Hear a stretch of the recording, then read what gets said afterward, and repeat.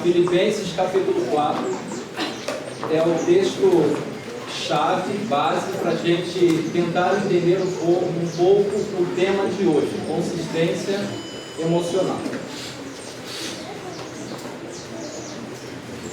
Will Smith era um ator de Hollywood e ele foi conhecido também por algumas séries que ele fazia nos Estados Unidos. Quando ele estava no auge da sua carreira, ele chegou a ser o ator mais bem pago de Hollywood.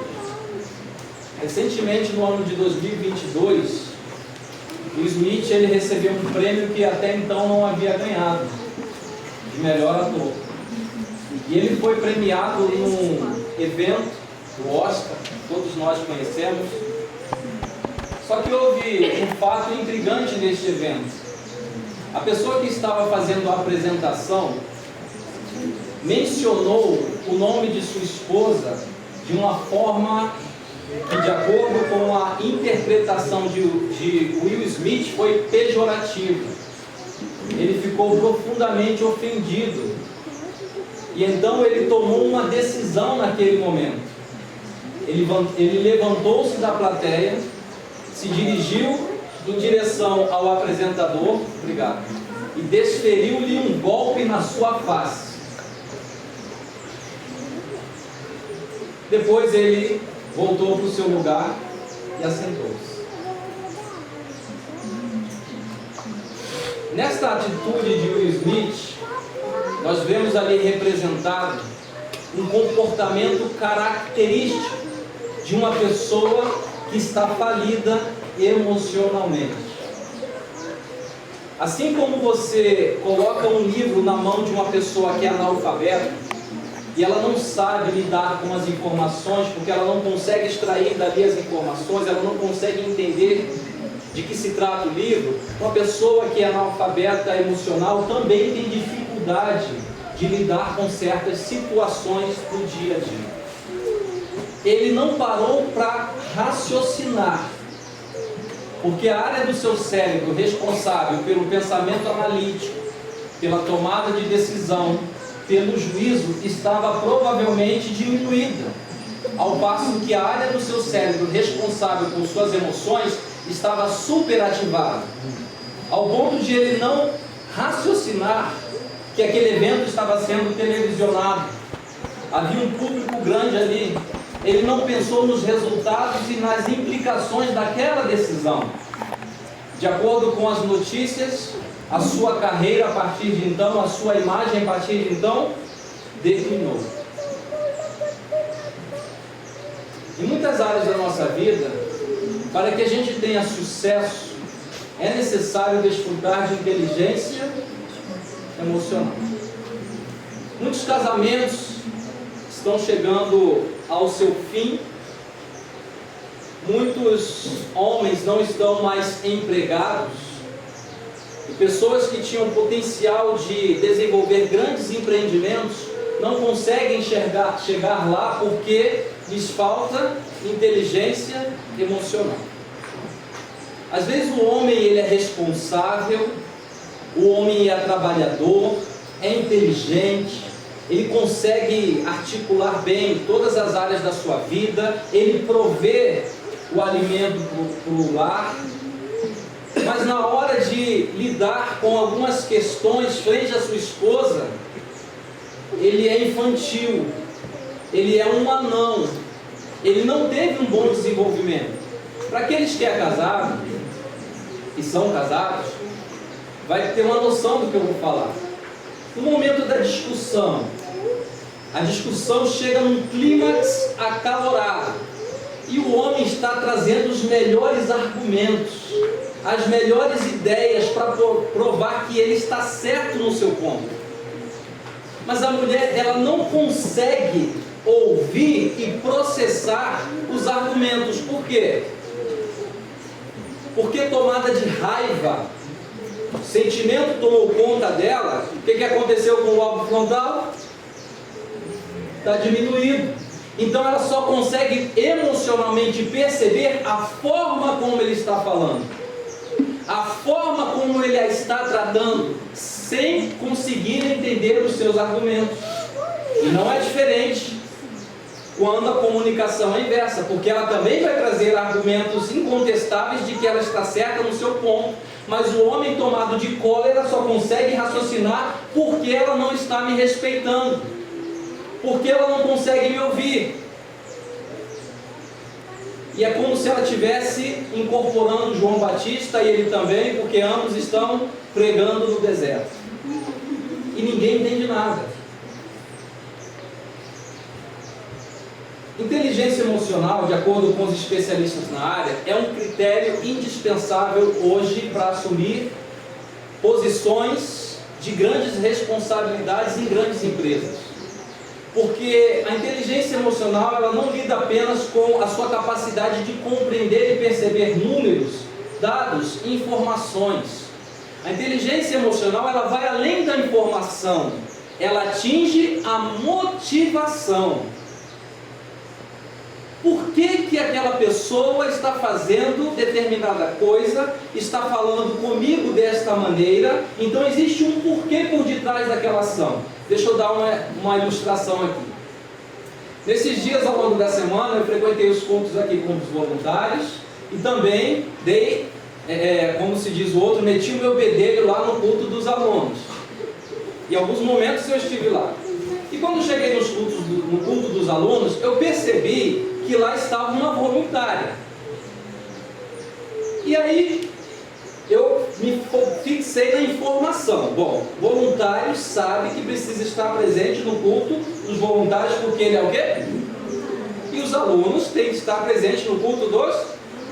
E até então, antes do PVS, os cultos funcionavam no mesmo horário, 6 horas. No entanto, durante o período do PVS, extraordinariamente, o culto dos alunos foi para que hora? 6h30. Então eu tive a oportunidade de estar aqui presente no culto dos voluntários 6 horas, acabou o culto, me dirigi lá à casa 2 e fui ao culto dos alunos às 6h30. E quando eu cheguei lá eu vi a voluntária, e aí vem somente o processamento da informação. Eu não tive acesso à motivação, eu só processei informação. Aluno, culto dos alunos, voluntário no culto dos voluntários. E naquele momento eu tive o desejo de tomar uma ação, uma decisão. Eu vou chegar na pessoa e vou chamar a atenção dela. Mas depois o Espírito Santo de Deus, ele me deu uma ideia. Vou fazer uma pergunta para o voluntário, para que ele possa me esclarecer as motivações que estavam por trás daquela ação. E isso vai me ajudar a ter muitos benefícios. Quem gosta aqui de ser chamado a atenção, levanta a mão, por favor. Então, se eu vou lá, chamo a atenção do voluntário, o que vai acontecer entre o meu relacionamento e ele? Vai arranhar. E depois eu chamo a atenção de novo.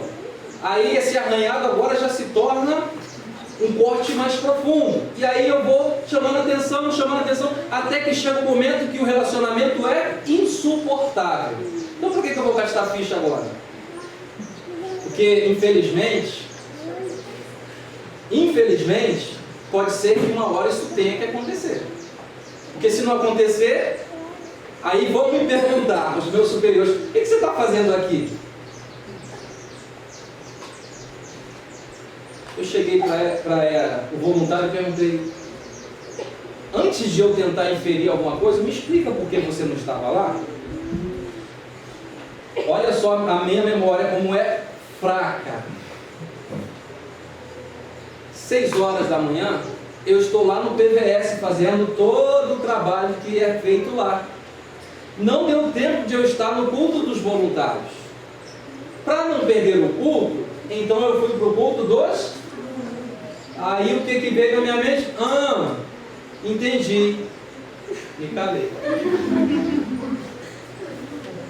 Quantos prejuízos são evitados quando a gente dá um passo além da informação e tenta entender qual a motivação que está por detrás daquela ação? Então estou com crédito no voluntário e espero nunca poder usar esse crédito. para que o nosso relacionamento possa, enquanto o tempo durar, continuar bom. Não é verdade? Agora, Paulo, ele desenvolveu uma inteligência emocional fora de série, fantástica. Eu queria ler com vocês, sei que vocês já abriram a Bíblia, no livro de Filipenses, capítulo 4. Existe muito contexto, muita interpretação aqui, mas em virtude do tempo nós vamos tentar limitar o assunto, nos focar mais nas aplicações, ok? Então vamos lá a partir do verso 1. Eu estou usando a versão Almeida, revista e atualizada, porque aqui tem as ideias que eu preciso, não apenas que eu preciso, já estão aqui, então não foi eu que coloquei, não foi eu que escrevi, mas tem as ideias aqui através dessas palavras que eu preciso para comunicar o que eu preciso comunicar nesta manhã. Filipenses 4, a partir do verso 10. Paulo diz assim: alegrei-me sobremaneira, sentimento ou razão? Emoção ou razão? Emoção? Então vamos lá. Alegrei-me sobremaneira. Todos nós temos certeza que Paulo não era bipolar, não é? Porque a gente sabe que a pessoa bipolar, uma hora ela está na euforia e outra hora ela está no vale. Mas Paulo não era bipolar, mas aqui, neste momento, ele está expressando uma intensa alegria. Sobremaneira em quem? No Senhor. Por quê? Porque agora, uma vez mais, renovaste a meu favor com o vosso cuidado. Então Paulo estava aqui preso em Roma, no seu primeiro aprisionamento, e ele recebeu visitas ilustres dos irmãos da igreja de Filipe. Então isso trouxe uma alegria imensa. Pouco tempo antes de ser preso, Paulo havia visitado esses irmãos na sua terceira viagem missionária, mas agora os irmãos foram visitá-lo na prisão, e ele estava feliz demais. Alegrei-me uma vez mais, porque renovastes a meu favor o vosso cuidado. E como é bom nós recebermos visitas de pessoas amáveis. Como é bom nós sermos queridos por pessoas, não é verdade? Quem aqui não gosta de estar com aquela pessoa, passar horas com aquela pessoa que você ama, que você aprecia, vocês têm boas memórias e podem ali, através da conversa, evocar essas memórias. Isso vai gerar o quê, doutor Paulo? Sentimentos bons ou ruins? Bons, maravilhosos. Então isso é imprescindível para ter o quê? Saúde. Então Paulo aqui estava tendo muita saúde. E aí continua: o qual também já tinhais antes, mas vos faltava oportunidade. Agora no verso 11, digo isto, não por causa da pobreza, porque aprendi a viver contente em toda e qualquer situação. Vocês não acham isso impressionante? Paulo não está dizendo que ele vivia mostrando os dentes a todo momento, feliz, sorrindo, não, mas ele estava sereno, tranquilo. Paulo tinha uma inteligência emocional que lhe conferia consistência, ele perseverava. Paulo era um homem linear emocionalmente. Quem está falando isso aqui é ele, só estou reproduzindo as suas palavras. Está escrito na sua Bíblia isso? Em toda e qualquer situação. Quais situações? Todas. Mas ele vai aqui mencionar pelo menos 3 áreas da vida que muito abalam profundamente as nossas emoções. Vamos lá. Verso 12. Tanto sei estar humilhado, como também ser honrado. Vocês entenderam por que eu escolhi essa versão? Não sei se na sua Bíblia está escrito assim. Número 1, tratamento. Paulo sabia receber elogios. Paulo gostava quando as pessoas valorizavam suas ações, os seus trabalhos. E você ama, aprecia. Qual é a emoção que vem resultado a isso? uma tristeza, uma dor com a qual muitas pessoas não sabem lidar, mas Paulo sabia, porque ele era bom demais. Eu acho que vocês deixaram passar desapercebidos a palavra-chave deste versículo. Paulo aprendeu. Paulo estava calcado na metodologia pedagógica de Deus. Paulo aprendeu, ele não sabeu, ele não nasceu sabendo. No meu de jejum estou trocando as palavras, tá? Paulo não nasceu sabendo, ele aprendeu. Quando a gente lê a Bíblia, a gente lê que a Bíblia serve para nos corrigir, nos educar, mas também serve para quê? Nos ensinar. Se Paulo aprendeu, o Espírito Santo o orientou para deixar isso aqui registrado, isso aqui foi registrado para o benefício de quem? De quem? Nosso. Isso significa que nós também podemos aprender. Ou você não crê na Bíblia? Ou você não crê no que está escrito? Ele aprendeu.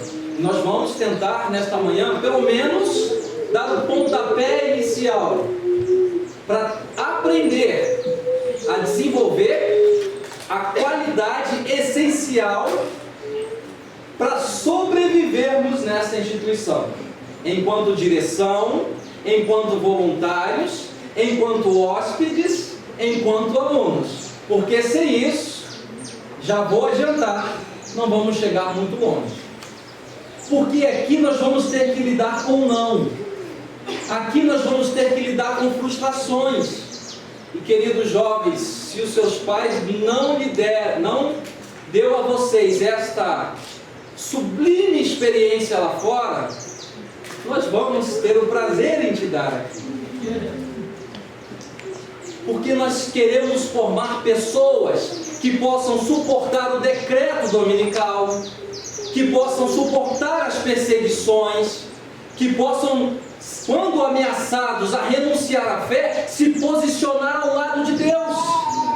E se nós continuarmos pegando vocês no colo sem providenciar a vocês frustrações, nós vamos falhar enquanto educadores. E eu não vou precisar responder ao Roselito e aos meus superiores, eu vou precisar responder a quem? A Deus. Então eu prefiro que você fique com a cara desse tamanho o dia inteiro para mim, do que no dia do acerto de contas com Deus, Deus falar para mim: fostes pesado na balança. Porque eu sei que em algum momento seu rosto vai afinar de novo e você vai sorrir para mim. Mas se Deus tomar essa decisão, nunca mais eu terei oportunidade. E eu sei que você também vai chegar firme em cima de mim. E eu vou precisar de Deus para resistir. Todos estamos numa escola. Todos estamos aprendendo. A diferença é que nós estamos em papéis e em funções diferentes. Verso 12 continua: de tudo e em todas as circunstâncias já tenho experiência tanto de fartura como de fome. Se ele está falando de fome, fartura aqui é fartura de quê? Comida, alimentação. Então, para resumir a história, se Paulo estivesse aqui, vivendo em nossos dias, participando deste programa nesta semana, e se por alguma loucura Paulo fosse um subordinado meu, e Paulo fosse ao refeitório, e chegando lá e tivesse aquele bolo de alfarroba que foi servido ontem, gostaram? Muito bom. E eu fosse perguntar para Paulo: e aí, Paulo, está feliz com a comida? O que Paulo ia me responder? Sim. Hã? Sim. Sim. Mas se no outro dia Paulo estivesse trabalhando aqui e chegasse lá só tivesse uma sopa rala, um caldinho, um copo, e ele iria comer, e eu ia perguntar para ele: e aí, Paulo, gostou da sopa? O que ele ia me responder? Sim. Na menor das podia responder: olha, não gosto de sopa, mas graças a Deus que tinha essa sopa. E se Paulo estivesse participando do PVS? No programa de vida saudável, no dia que foi servido o waffle, aquela pastinha, lembra do gosto dela, com gosto de peixe, só que era vegana, vegetariana? Estão lembrados? Nunca comi uma pasta daquela, irmãos. E olha, de todas as coisas que eu já comi parecido com peixe, aquilo ali foi o quê? Foi muito. E se Paulo pudesse comer aquilo, eu perguntaria para Paulo: e aí, Paulo, como foi? Não os Paulos aqui, mas o Paulo apóstolo. Ele ia falar: foi divino. Agora, se eu perguntasse para Paulo: e como foi a sua segunda-feira, Paulo? Só água com limão, o dia inteiro. Foi necessário. Paulo ia falar o quê? Foi necessário. Por quê? Porque ele tinha uma acurácia em sempre extrair algo de bom de toda e qualquer, ainda que aquilo o deixasse ofendido, ainda que aquilo o maltratasse. Quando ele foi preso, chicoteado, estava lá em Filipos, depois de levar algumas cipuadas, as costas dilaceradas, não passou na enfermaria para fazer curativos, não teve um período de descanso, não recebeu cuidados de enfermeira, mas já foram colocados grilhões nos seus pés, nas suas mãos, e o carcereiro fez questão de acentuar o seu sofrimento. Eu não sei quantos berros e gritos eu teria dado, mas depois de tamanha tortura, o que Paulo estava fazendo? Cantando, louvando. Por quê? Porque ele aprendeu a viver contente em toda e qualquer situação. E por que você fica ofendido quando manda uma mensagem de WhatsApp e a pessoa não responde? É só uma mensagem. Sabe por que você fica ofendido? Porque você só lidou com a informação. Não me respondeu, me ignorou. Aí começa, né? Me ignorou, eu não sou tão bom assim, eu não sou tão importante. Mas você não entende a motivação da pessoa que ainda não pôde te responder. Porque se tivesse entendido que ela estava passando mal, que ela estava com o telefone carregando, que ela estava passando alguma dificuldade que não a possibilitou responder naquele momento, você iria ficar tranquilo, e na hora que você estivesse com aquela pessoa, você não ia falar um monte de coisa para elas, para arranhar o seu relacionamento com ela. Qual o segredo da inteligência emocional de Paulo? Número 1, verso 4. Alegrai-vos sempre no Senhor. Outra vez digo, seja a vossa moderação. Alguém pode me dar uma outra palavra para eu entender moderação? Equilíbrio. Equilíbrio, outra palavra. Temperança. Domínio próprio. Consistência. Tinha professor que conhecia a palavra amabilidade. Amabilidade. Conhecida de quem? Em toda e qualquer situação. Acho que estou tentando nos colocar numa situação, no mínimo, embaraçosa, não é? Me conhecendo e você se conhecendo, acho que o negócio está ficando feio. Tá ou não tá? Para mim está ficando feio, não sei para você. Está ficando bom? Amém. Mas graças a Deus, como estudamos aqui na lição da Escola Sabatina, mesmo em meio a situações assombrosas, olha só o que Paulo fala, olha, a vossa moderação seja conhecida de todos os homens. Qual é a próxima palavra, irmãos? Perto está o Senhor. Primeiro segredo de Paulo, que lhe conferia consistência emocional: ele não confiava nas suas próprias capacidades. Porque nenhum homem, depois do pecado, nasceu com recursos inerentes para desenvolver uma sólida habilidade emocional. Ninguém. A não ser nosso Senhor e Salvador, Jesus Cristo. Amém. É por isso que Paulo fala lá nos versos anteriores que ele precisou aprender. E deixa eu contar uma coisa para vocês. Jovens, que maravilha é entender isso na sua idade. Porque tem gente que chega aos 30 e não entendeu. Chega aos 40 e não entendeu. Chega aos 50 e não entendeu. Continuam a não emocionar. Que privilégio. Se eu imagino que os de mais idade aqui estejam pensando: se eu pudesse voltar na sua idade para estudar. Quantas coisas seriam diferentes aí, gente? 1 milhão. Dá para contar? Muita coisa. E eu sei, eu também não vou ser ingênuo, eu sei que alguma coisa que eu estou falando aqui está entrando por aqui e saindo por aqui. Sabe por quê? Porque infelizmente a gente só aprende com a experiência. A gente tenta ensinar, né? Mas a experiência fixa o ensinamento.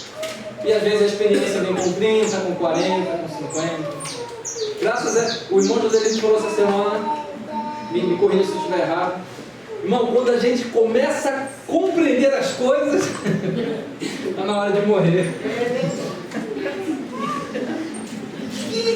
Que injustiça, não é? Mas graças a Deus que nós temos a eternidade, amém? Então nada está perdido. Temos a eternidade. Paulo tinha o senso de que Deus estava perto. A presença de Deus com ele era constante. Quantos aqui sentiram a presença de Deus ao longo dessa semana no PBS? Amém? E a presença de Deus, ela traz segurança. Traz segurança. Quando a gente enfrenta determinadas situações, ela gera um medo. E todos nós temos medo. Será que tem alguém aqui com medo de voltar para casa? De voltar para o ambiente de trabalho? Porque aqui foi suquinho, aqui foi alimento cru, comida saudável. O que tinha disponível aqui era esse tipo de comida. Aqui não tinha ninguém fazendo convite. Vamos sair hoje à noite para uma churrascaria, para uma pizzaria. Vamos hoje lá visitar aquele parente X, Y, Z e lá vai ser servida aquela comida. Quantos estão com medo de voltar para casa?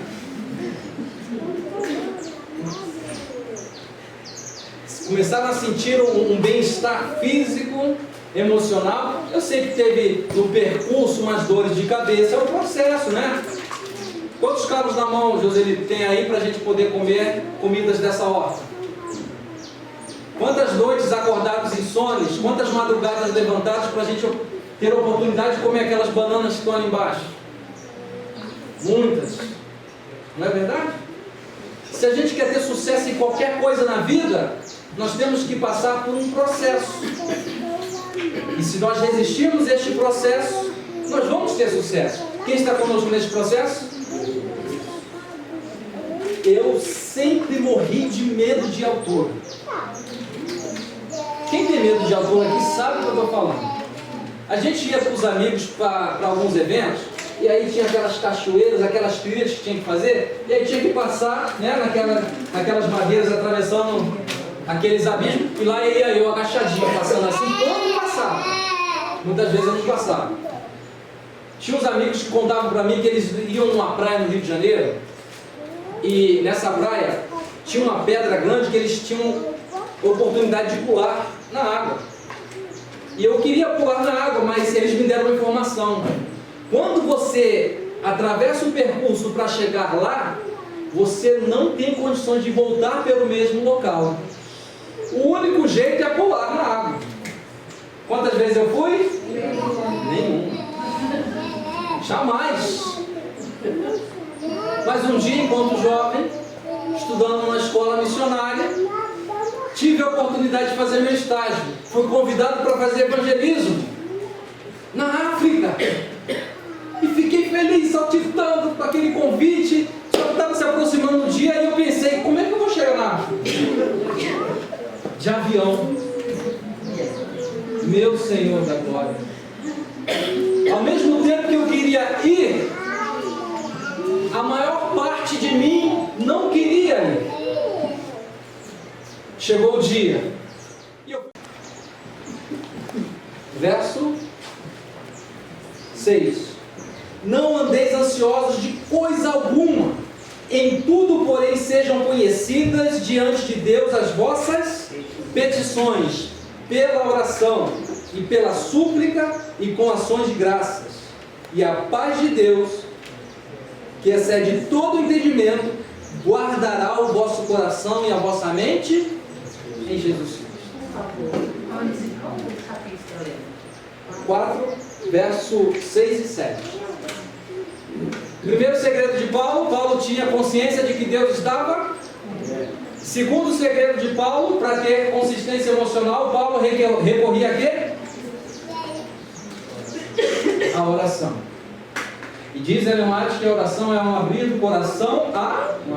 Ou seja, antes de Paulo ter consistência emocional para lidar com situações difíceis e complexas nos seus relacionamentos interpessoais, ele buscava essa energia no seu relacionamento com Deus.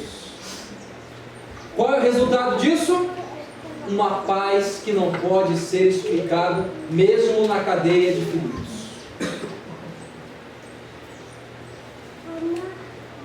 Quando eu estava cursando faculdade com a minha esposa, estávamos no momento em que estávamos realizando uma matéria extremamente difícil do nosso curso de nutrição. E nós morávamos aproximadamente entre 60 e 70 quilômetros da faculdade. Nós tínhamos que fazer um percurso de carro que levava 30 minutos. No entanto, no período que nós saímos de manhã, havia um trânsito intenso. E um percurso de 30 minutos chegava a durar às vezes 2 horas. E lá na nossa faculdade, se nós perdêssemos a primeira avaliação, nós não tínhamos oportunidade de fazer a segunda chamada. Nós iríamos direto fazer a segunda avaliação e depois para a terceira. Só que na primeira avaliação, o conteúdo é todo da primeira parte da matéria. Na segunda avaliação, o conteúdo é da segunda parte, e na terceira avaliação caía o conteúdo da primeira e da segunda parte. Quem é que queria fazer a terceira avaliação? Ainda mais quando você está estudando outras matérias, você tem que dar conta de um monte de coisa, nossa mente não consegue captar tanta informação. Quem chegasse atrasado, até tantos minutos, não podia fazer a avaliação. Então, tive uma ideia com a minha esposa. Nós vamos sair de casa mais cedo, nós vamos de carro até a estação do trem, vamos deixar o nosso carro lá, vamos pegar o trem, e por mais, não sei se o Henrique já teve a oportunidade de pegar o trem, né? Aquelas axilas bem próximas às nossas narinas, pessoas empurrando daqui e dali. Por mais apertado e desconfortável que era andar de trem, pelo menos não ia ter trânsito, a gente ia chegar no horário. Só que, no dia que eu estava indo com a minha esposa, num desses dias de madrugada, a gente teve que passar por uma rua que eu tive que diminuir a velocidade porque tinha um quebra-mola. No momento que eu diminuí a velocidade, tinha um container à frente, saiu um homem de trás do container, uma arma, irmãos, maior do que isso aqui, ó, apontada assim para o vidro do carro. E então, parei o carro, o camarada entrou na porta de trás do meu carro, e o que me deixou mais chateado naquele dia foi que ele sentou na minha cesta de frutas e amassou meu caqui todo. Como é que eu ia tomar o de jejum depois? Não sei nem se eu estaria vivo para tomar o de jejum. Sentou, pegou a arma dele, colocou aqui na minha nuca e falou: dirige. Aí eu falei para ele: olha, fica tranquilo, a gente não vai esboçar nenhuma reação, vai cooperar contigo, cala a boca e dirige. Você está dentro do seu carro, com a sua esposa do seu lado. Entra um indivíduo dentro do seu carro, invadindo a sua privacidade, o seu espaço, ameaçando sua vida, a vida da sua esposa, você não tem direito de argumentar nada. Quem dirá tentar me virar ali para fazer qualquer ação física? Dá para fazer? Talvez alguém conseguiria, mas eu não sou preparado para isso. Você está literalmente, como diz lá o carioca, na mão do palhaço. Não há o que fazer. E naquele momento eu temi pela minha vida. E aí, quando a gente está numa situação dessa, o corpo começa a dar sinais e sintomas. Aí a perna começa a tremer, aí você começa a gaguejar, começa a ficar frio. Não é isso? Eu estou dirigindo. E minha esposa ali, e eu ali também. Ah, só um detalhe, nós éramos missionários. Por que ele não foi fazer isso lá com um bandido, com um estuprador, como vai fazer isso com a gente, missionário? Aí a tendência é ter aquelas revoltas com Deus, né? Dirigindo o carro, não havia o que fazer. Qual era a minha única alternativa? Naquele momento ali, enquanto eu estava de olhos abertos, mãos no volante, dirigindo, passando marcha, meu pensamento foi elevado a Deus. E eu comecei a falar com Deus ali como eu nunca havia falado antes. Irmãos, eu não tenho como explicar isso a vocês. Mas é como se tivesse passado um scanner a partir de cima e foi descendo assim até os pés, foi tranquilizando tudo. Foi tranquilizando tudo até embaixo. Ao ponto de eu começar a conversar com aquele homem como se eu estivesse conversando com vocês aqui. Cadê o dinheiro? Não tenho dinheiro não, mas eu estou com cartão de crédito, se você quiser eu posso parar ali no caixa eletrônico, posso fazer retirada. Não, tá, aí foi pegando algumas coisas lá, levou, até que o homem... Só que aí tem um detalhe. Quando eu olhei para o lado, quem é que estava lá soluçando, chorando? A Priscila. Aquele homem com a arma apontada para a minha cabeça. Já pensou se a arma dispara? O que seria da vida dessa mulher? Corta essa parte. Eu imagino que o resto da vida não seria a mesma. Mas depois ela vai explicar para vocês por que ela chorou, tá?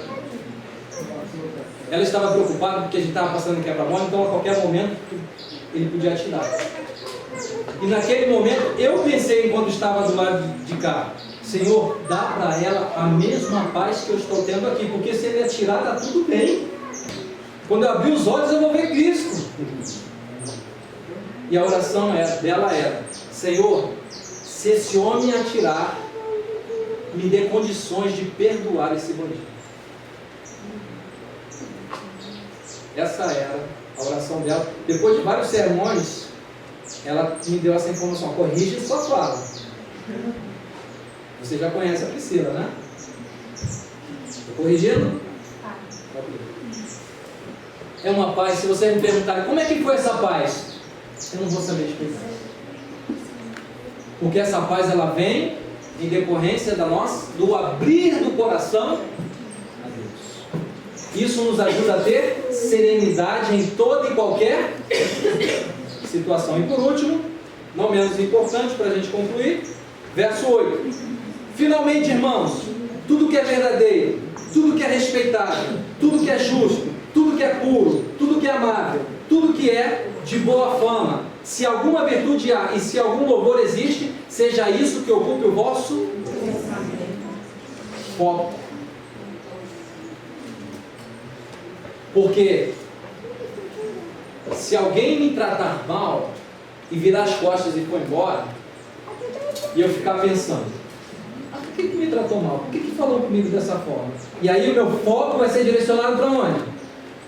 Para aquele pensamento. Mas eu fiz um pedido, eu dei uma ordem, a pessoa não atendeu, está me ignorando? Não está respeitando minha autoridade? Aí fica pensando naquilo. E aquele pensamento vai tomando proporções gigantescas.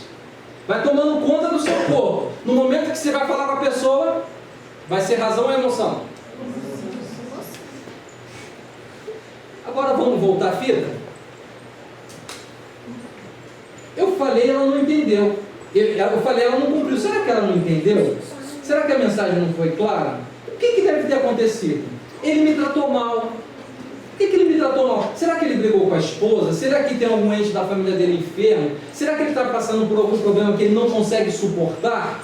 Quando a gente começa a pensar, de acordo com Paulo, tudo que é honesto, tudo que é verdadeiro, tudo que é bom, antes de julgar as motivações, quando nós aprendemos a entender as motivações, isso vai nos dar o quê? Inteligência e consistência emocional para saber lidar com as situações do dia a dia, em toda e qualquer circunstância, para que a gente possa preservar os relacionamentos. Esse era o segredo de Paulo. Ele tinha o senso da presença de Deus contínua, ele vivia uma vida de oração, e ele não dava espaço para o diabo ficar colocando, introduzindo pensamentos equivocados na mente dele em relação às pessoas e às coisas. Ele dava espaço para o Espírito Santo converter aquelas informações distorcidas para que ele ocupasse sua mente em tudo que fosse bom, justo, amável e verdadeiro. E se nós, pela graça de Deus, seguirmos as instruções de Paulo, nós vamos ter sucesso nos nossos objetivos. Se é emagrecer, se é ter mais saúde, se é ter hipertrofia, se é ter tranquilidade, se é ser um missionário, se é ser um voluntário, se é ser um diretor de escola e etc. Ou para onde Deus nos levar, nós vamos ter sucesso nos nossos empreendimentos se nós desenvolvermos aqui a consistência emocional que Paulo desenvolveu. Qual era a metodologia de Paulo? Porque recentemente a inteligência emocional ela já está referenciada em livros, mas na época de Paulo não tinha. Os melhores filósofos de Alexandria ainda não tinham escrito sobre inteligência emocional de forma sistemática como nós temos as informações hoje, mas Paulo tinha as informações provindas de onde? Dos céus. E isso é o que basta. Deus te abençoe. Obrigado pela sua atenção. Espero que hoje seja uma grande oportunidade de nós desenvolvermos, pela graça de Deus, a inteligência e a consistência emocional.